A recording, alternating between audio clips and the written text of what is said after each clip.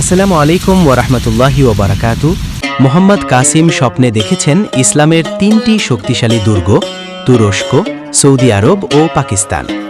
আল্লাহ তাকে জানান এগুলো বর্তমান বিশ্বে ইসলামের প্রধান দুর্গের মতো। স্বপ্নে দেখা যায় প্রথম দুই দুর্গ শত্রুর হাতে সহজেই ধ্বংস হয়ে যায়, আর মুসলমানরা তা ঠেকাতে ব্যর্থ হয়। তখন শত্রুরা তৃতীয় ও শেষ দুর্গ পাকিস্তানের দিকে অগ্রসর হয়। 2015 সালের ডিসেম্বরের এক স্বপ্নে নবী করিম সাল্লাল্লাহু আলাইহি ওয়াসাল্লাম তাকে বলেন, ইসলামের শেষ দুর্গ হল পাকিস্তান।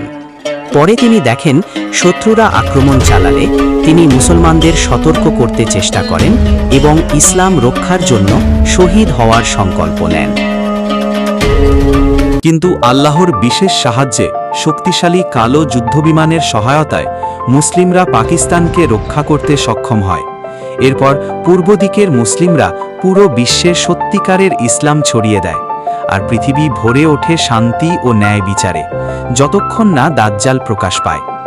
এই স্বপ্নগুলো মুসলমানদের জন্য সতর্ক বার্তা ও সুসংবাদ, যাতে তারা সত্যকে চিনে প্রস্তুত হতে পারে। জাযাকাল্লাহু খাইরান।